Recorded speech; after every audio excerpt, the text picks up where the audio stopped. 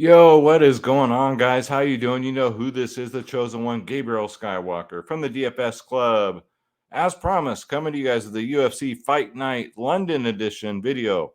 If you're new, please hit that subscribe button, hit that like button, leave me a comment down below. It helps out the YouTube algorithms. It helps get more eyes on the channel. The channel has just been exploding, mainly for that other sports that I've been putting out, UFC videos. I kind of been keeping them for the members only. But just as a thank you to the public, for you guys, for just pumping up my channel, man, I got to do one. This is a 14 fight card. A lot of heavy favorites, but we got some dogs in the fight, guys. So yeah, hit that like button, hit that subscribe button, leave me a comment down below. And if you're returning and you forgot, just do me a kindness, will you? Will you do me a kindness? Hit that like button, leave me a comment anything. Most importantly, I want to hear who you guys have as far as dogs this week, because they're pretty few and far between. So let me know who you guys are eyeballing. And without further ado, man, you guys know what time it is. Let's start the freaking show.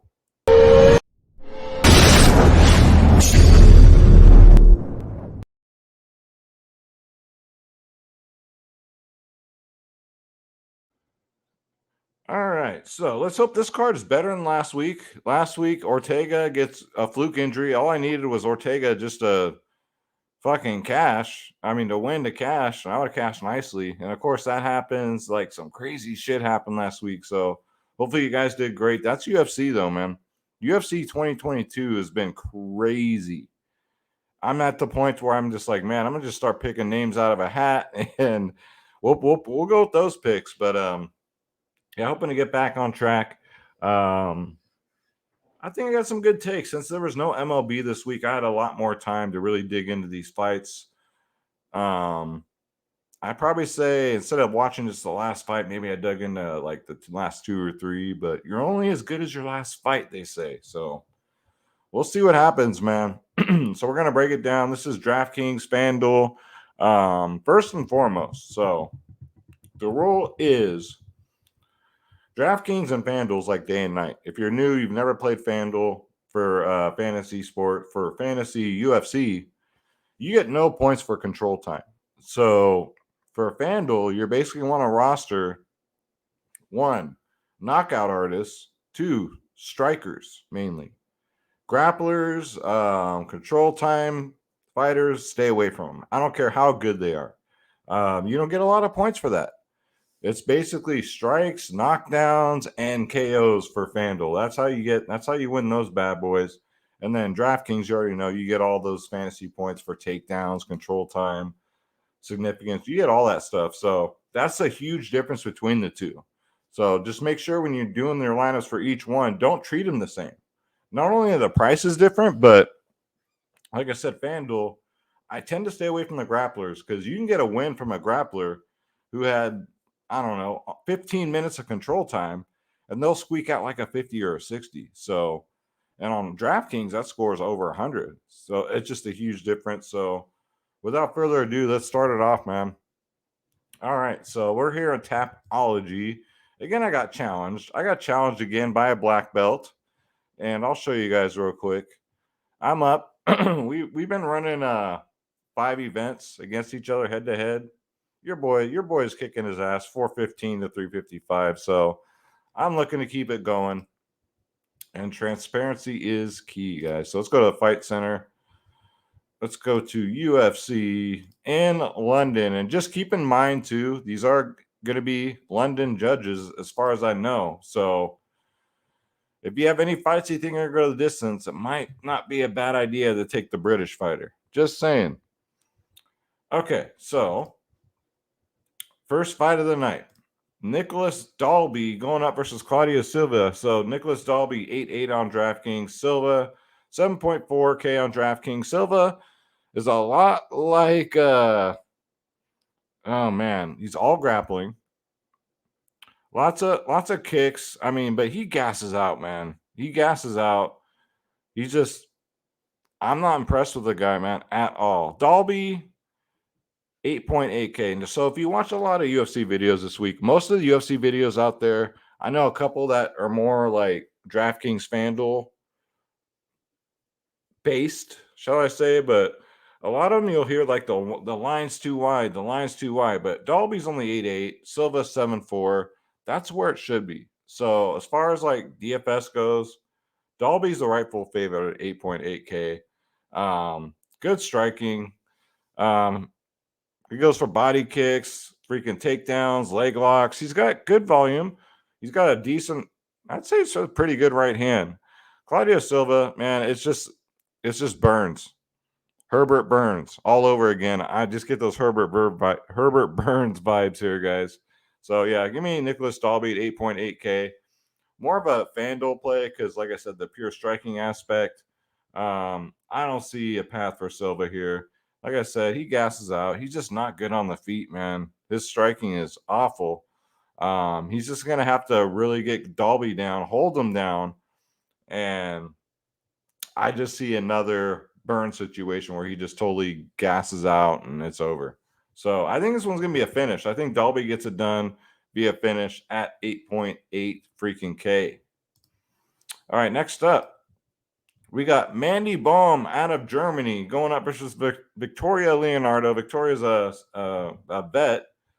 So you got Mandy Baum at 8.4K, Victoria Leonardo at 7.8. I was watching fight tape on Mandy, man. I don't see anything good here. Like, call me crazy. She throws lots of kicks. She goes for takedowns. She got a good jab, good 1-2, but very, very low volume. We hate that, right? Especially in women's MMA when it normally goes to the distance. This one I think is going to the judges. Just one shot at a time. That's all she does. Doesn't throw combinations really. Just one shot, in and out, in and out. Lipsky, her last fight, she almost knocked her out. She almost finished her twice. She's always got a height and reach advantage. She's going to have a 2-inch height advantage in this one and a reach advantage. Victoria Leonardo, she's got a really good strength of schedule here. So the fighters she's lost to, Melissa Gatto, Manon Fiorot, who's going to be the next champion, Erin Blanchfield, and Miranda Maverick.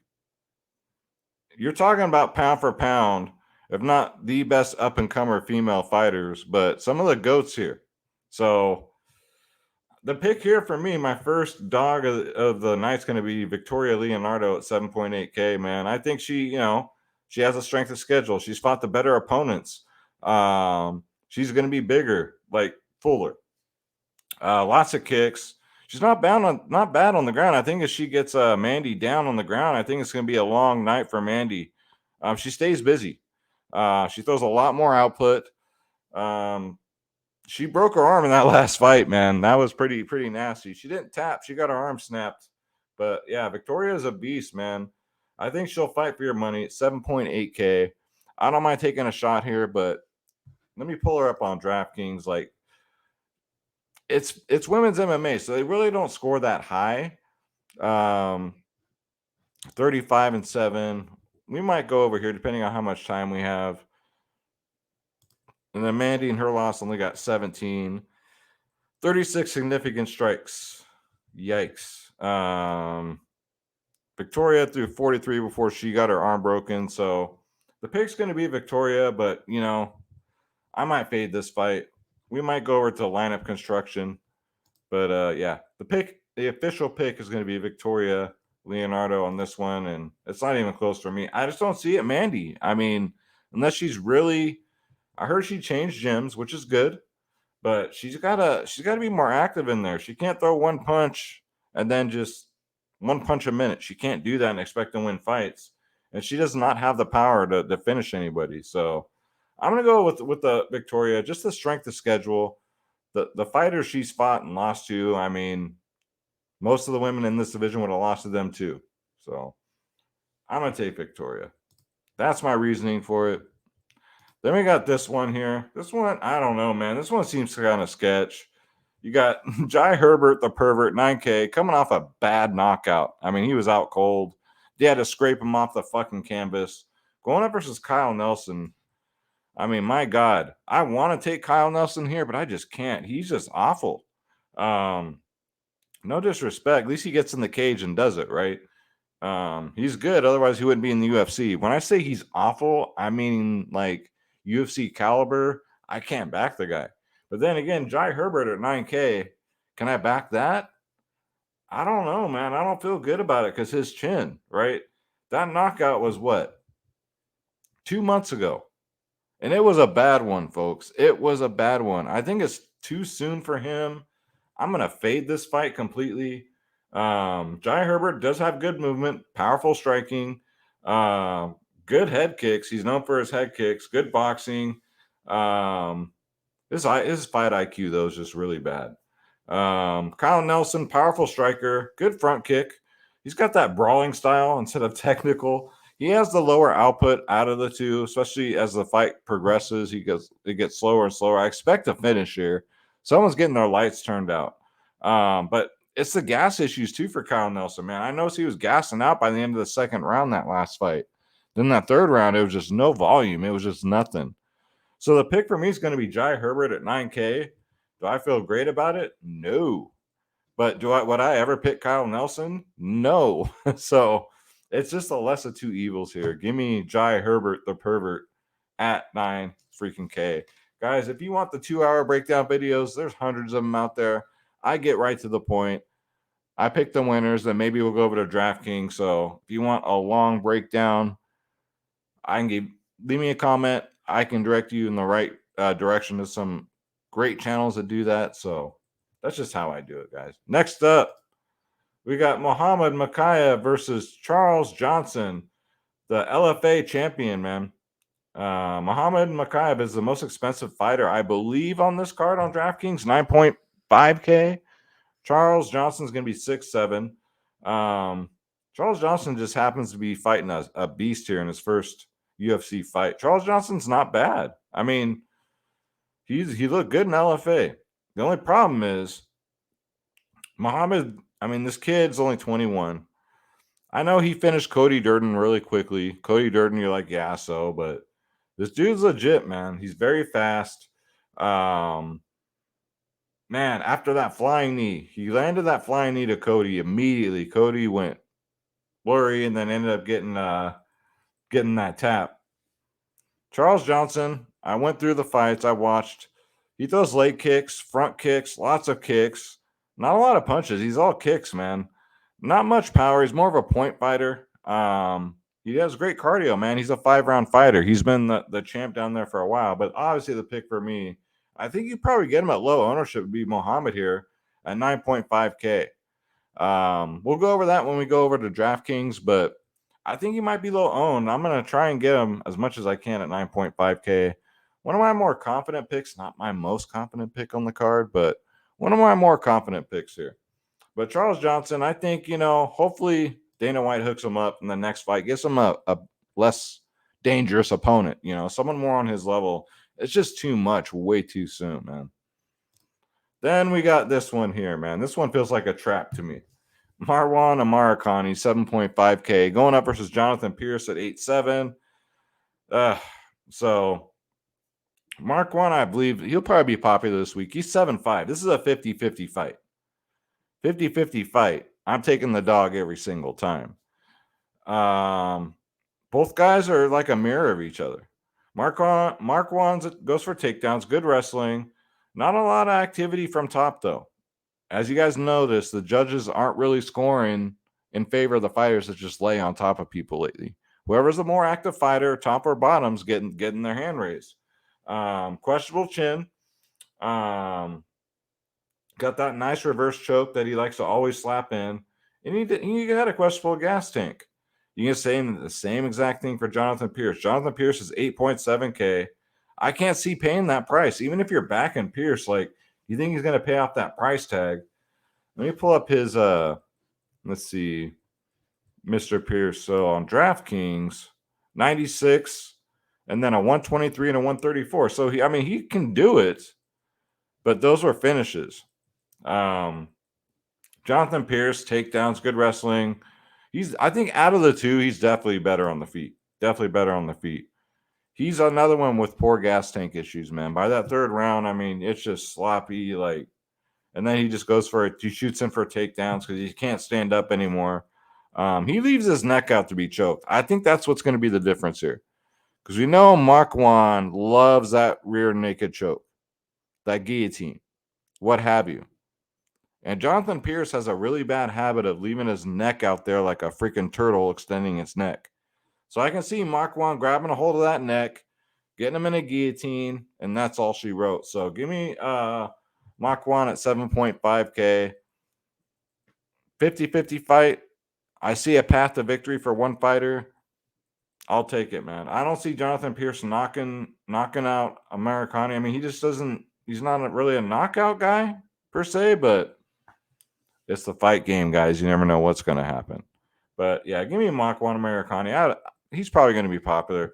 7.5. I mean, I think that's too cheap. This should be like a 8K versus 8.2K, in my opinion. Next up, we got Nathaniel Wood versus Charles Rosa. So Nathaniel Wood would be a great fighter to roster on FanDuel. Because what does this guy do? He throws a lot of volume, a lot of strikes. He's 9.4K on DraftKings. Am I going to get to him on on DraftKings? No. No, I'm not. Am I going to pick him to win? Yes. Here's why. He gets a lot of decisions. He gets a lot of decisions, man. He got some subs here and there. Those were 2 years ago. 2 years, 4 months ago, he was finished. 3 years, 3 months ago, he got a finish. Other than that, it's the decisions, man. He's a point fighter. Charles Rosa is just Charles Rosa. He looks like a freaking, I don't know, like he just has very slow striking. He's flat-footed. 6.8K for Rosa, 9.4 for Nathaniel Wood. This fight is a pure fade. As far as like FanDuel, though, you might want to think about Nathaniel Wood. DraftKings, I don't care what the ownership is here. I don't know if Nathaniel Wood gets a finish. I don't know. But I'm definitely interested in Nathaniel Wood on FanDuel. I think he scores well over there. And the pick is going to be Nathaniel Wood. Next up, we got Mark DeCasse versus Demir. I'm just going to call him Demir, guys. 9.1K for Mark, 7.1 for Demir. This is going to be easy. It's going to be Mark. I mean, he got freaking 11 takedowns last fight. 11 takedowns, guys. You know how much that scores on DraftKings. FanDuel? I don't know. I think it's only a DraftKings play for me. One of my favorite payups. I think his ownership is going to be low on both sides. Goes for lots and lots of takedowns. Great wrestling. Lots of control time, which is good on DraftKings. Grappling. He's just basically, I mean, he can get it done on the feet too. Don't get me wrong. He's got great striking, great kicks.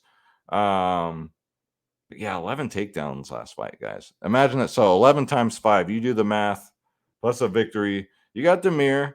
He's a striker.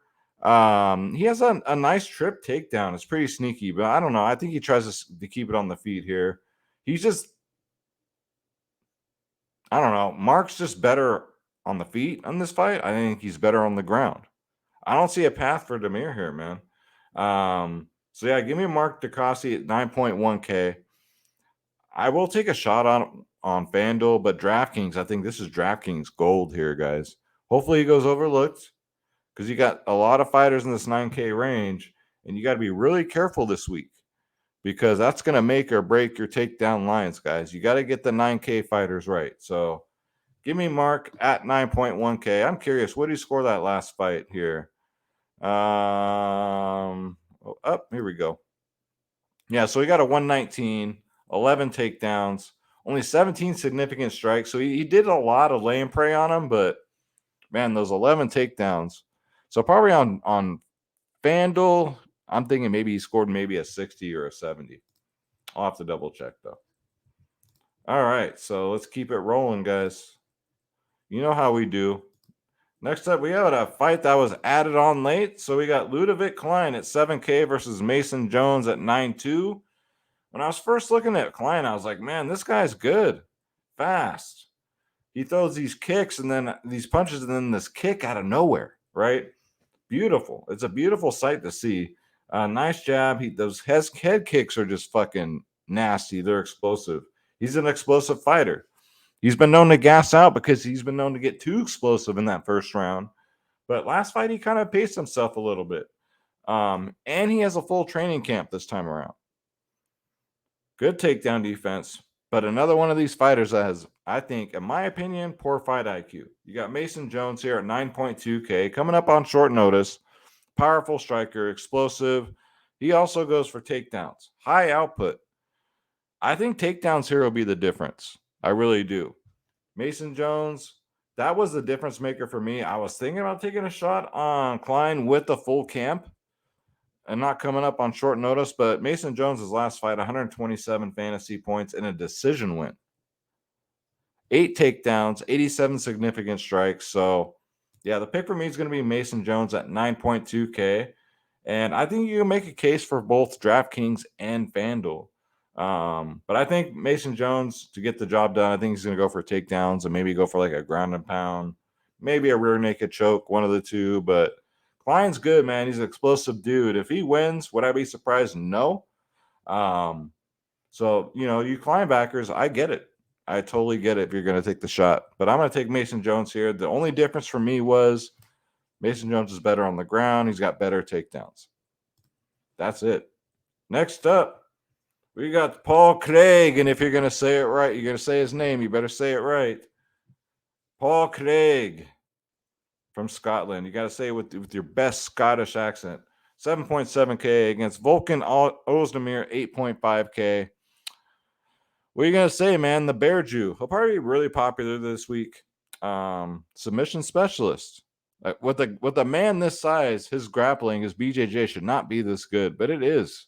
That triangle, man. That triangle out of nowhere gets everybody. Once he gets a hold of you and gets you on the ground, man.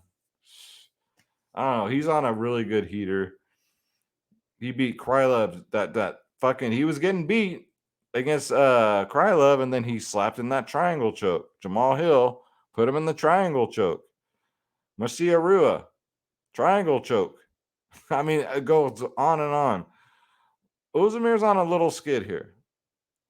Lost to Ankalaev in a unanimous decision. Lost to Yuri. No shame in that. No shame to losing to the champ. He beat Rakic. Lear Latifi knocked him out. Lost to Dominic Reyes. I mean, no shame in that. I think it's priced where it should be. Ozdemir should be the favorite here at 8.5K. He's a powerful striker. Questionable chin, though, man.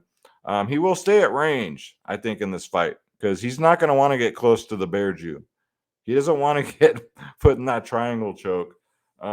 He's going to try to avoid the takedown. And what that's going to do is that's going to throw his rhythm off, I think.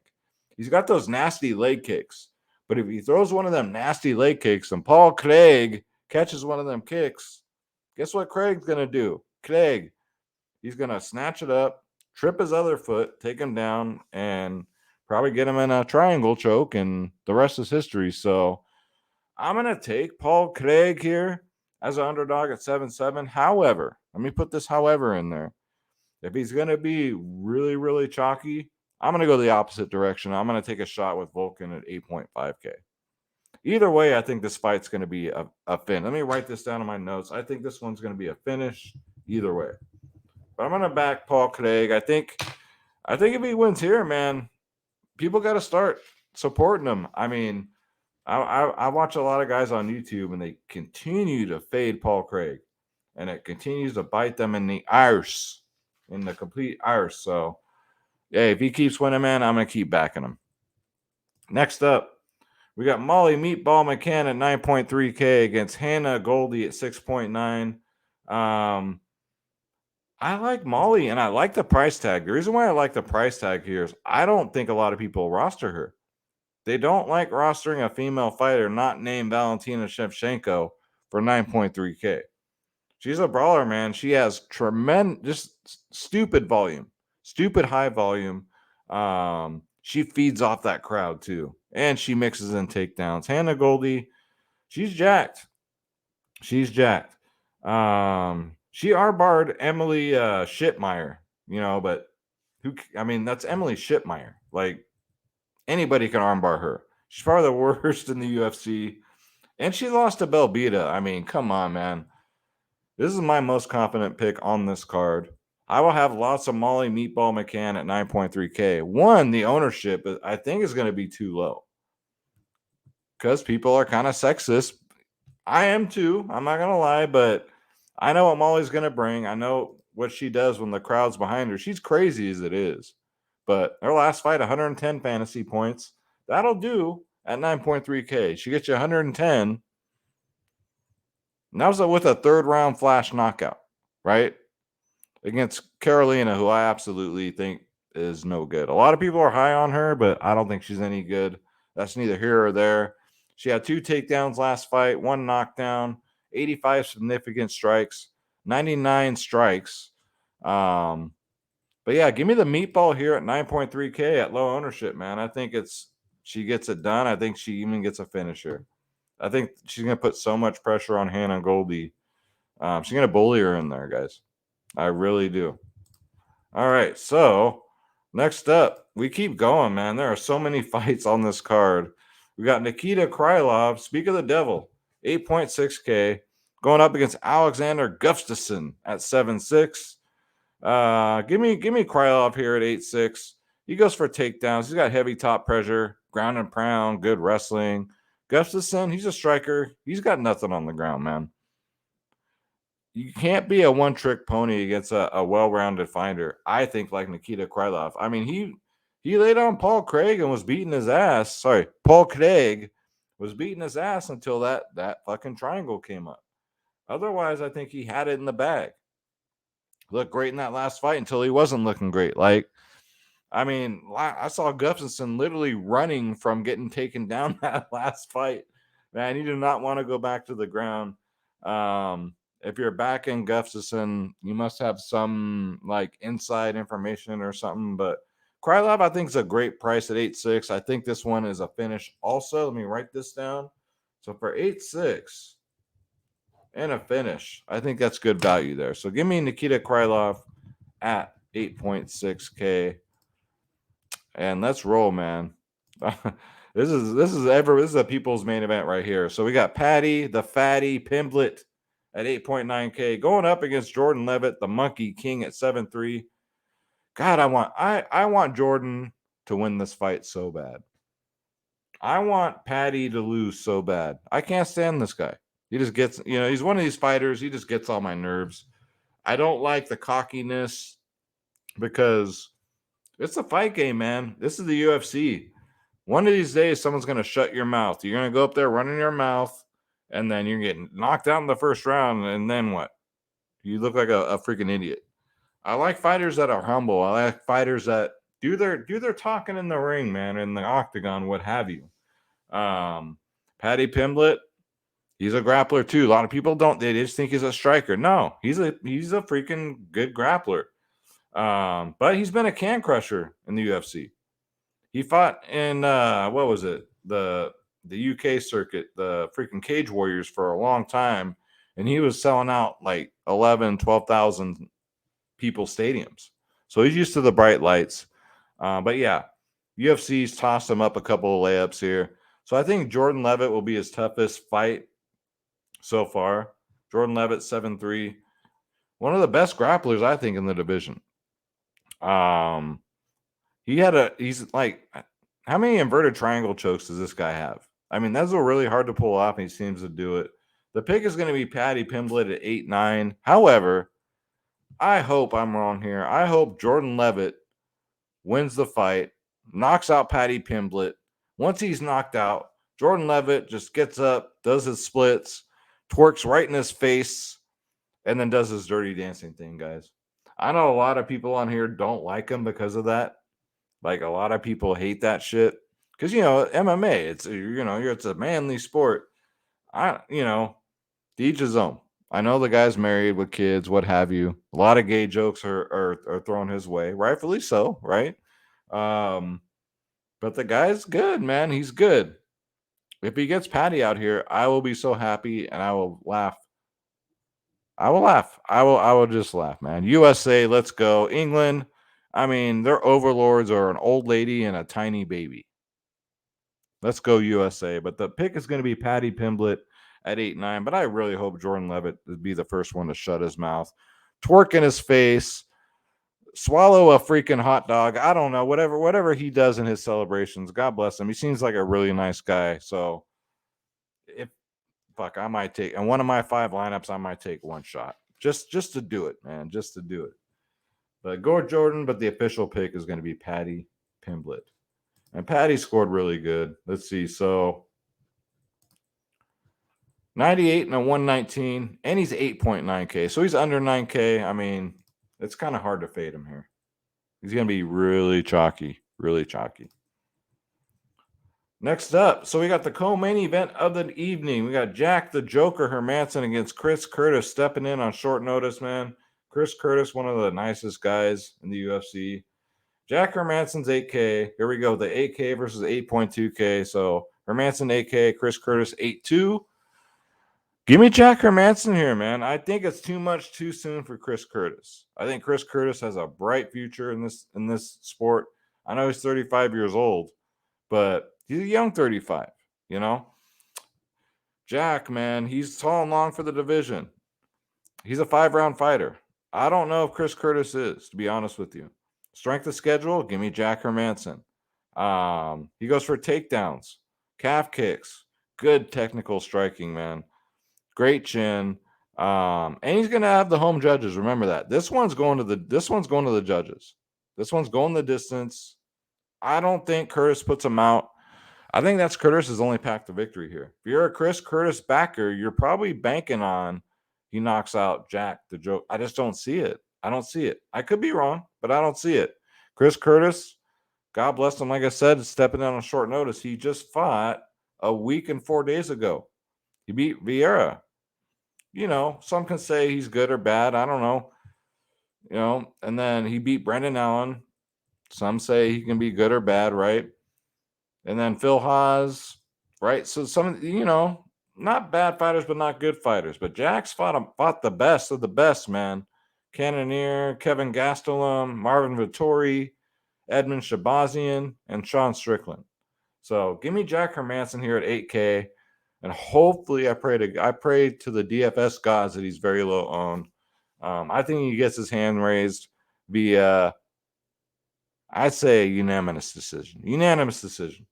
Hopefully he just gets his striking up. He was, you know, I get it in his last fight against Strickland. You know, Sean Strickland's kind of a hard cat to read. To get your timing right. He just, you know, he gets in your face and just throws jabs at you all night. Chris Curtis, I think if Jack gets him to the ground, man, I don't know what's going to happen.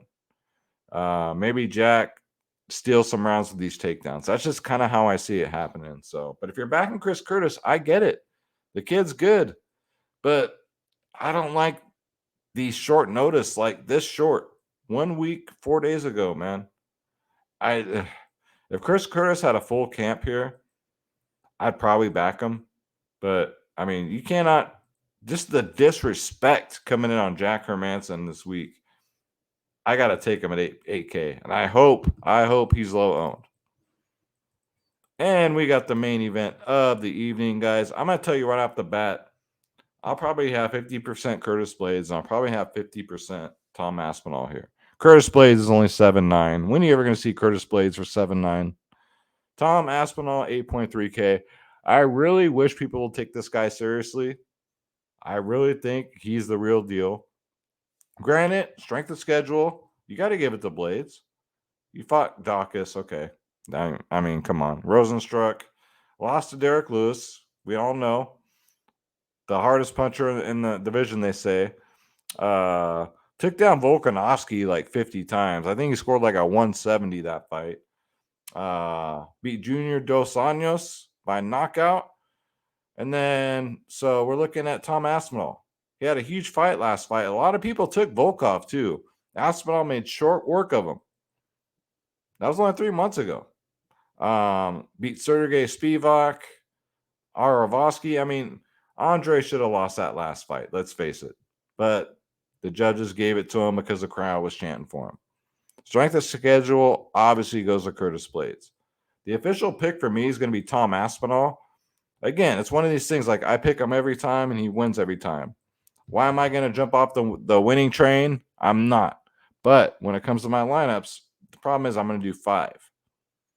I'll probably do 3 Aspinall, 2 Curtis Blades. But I think you have to get this fight in your lineups, guys. I think someone here is going to get finished. Let me write that down. this is going to be a finish, and I think this one ends up in the optimal. So if it Tom Aspinall, if he wins, it's going to be probably first, second round knockout. If Blades wins, it's probably going to be a rough 5 rounds for Tom Aspinall, where Curtis Blades is taking him down by 10 times. And if I look at Curtis Blades here, this man has scored a 173 against Volkov. 173. Yeah. FanDuel, I would take Aspinall. Draftkings,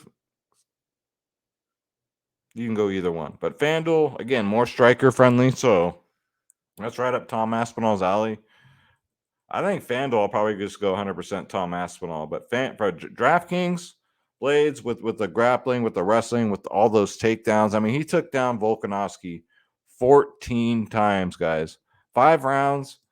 It could happen again to Aspinall, man. He can take him down 14 times. So, but the pick for me is going to be Tom Aspinall at 8.3K. And yeah, guys. So that's it for the picks. Again, let's just go over to DraftKings and take a look here. Lineup construction, what have you. Let's bring it up. All right. So again, main event Aspinall Blades. I think you need one or the other for a takedown. So I'll go Aspinall here. And then let's see. So let's just go through. And then one of the first things I like to do, guys, I like to pick my dogs first. Who do I feel the most confident with the dogs? Like I said, probably Marwan, 7.5K. Now I got 8.5 left. And then, man, you gotta. I mean, on a big card like this, you gotta really try and get 100 points out of every fighter. It's a tough one, it really is. But I like the meatball at 9.3, man. I think nobody takes her. We're down to 8.3K per fighter. And then we got, where is 8K versus 8.2? Oh yeah, where's Jack? Jack Hermanson, 8K. So that gives you 2 fighters left at an average of 8.4. And so far, I only have one underdog. I guess Hermanson is an underdog at 8K, but you get the picture. You take out Tom Aspinall, and let's say you take Curtis Blades, you got 8.6 to work with, right? You can still probably get Patty in here, and then you got 8.4 to work with. You can get a favorite. I wouldn't go Mandy Baum, but you know what I mean? So you can get Chris Curtis backers. You can get him in there. It just depends on who you're backing, guys. But yeah, something like that. I mean, again, I'm going to really dig deep this week. I'm looking to get back on track. Enough of this bullshit, these fluke fights, this fluke shit. I'm going to keep doing what I'm doing, man. I'm going to ride out 2022, which has been the worst year for me personally in my life and personally for UFC picks, but it's got to turn around. It has to, and I think this is the week that it does, and we just go on a tremendous heater. Guys, if you want to come join the DFS club, you're asking, what's the DFS club? Well, if you play DFS, look no further. We're $14.99 a month, and that's for every single sport, guys. Every single sport. Everything. Here's our slideshow here of all of our winners. $14.99 a month, guys. Nobody does this. We're winning hundreds of thousands of dollars in here. Julio, 100K this year in NBA. We keep rolling. 62,000 for Bronco.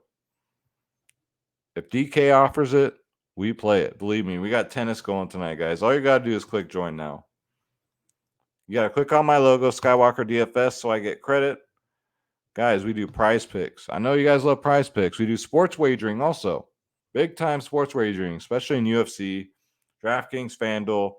Every plan here includes everything. You get all my lineups. You get the ownership. You get the members only podcast 1 hour before lock. You get every single sport. NFL's right around the corner. I know you guys like NFL. NBA's right around the corner, guys. We're still playing MLB. We're still playing PGA. We're still playing tennis. We're still playing UFC.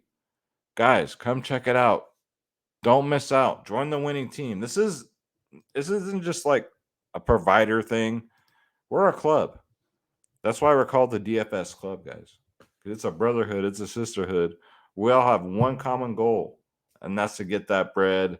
There's no drama in here. You know what I'm saying? It's a great vibe. It's a great family. So stop losing, start winning. Come join us, the DFS Club. Hey, you having a bad night in MLB? You play some UFC with us. You get some takedowns in UFC. Who gives a shit about the MLB bad night, right? Your night saved because you played a different sport that night. That's what we do, guys. So that's why we play every sport. We got sharks that know every single sport in here. That's what's so great about it. So dfsclub.com. Click join now. Click my logo, Skywalker DFS. Pick your plans, and you are in just like that. I hope you guys really enjoyed this video.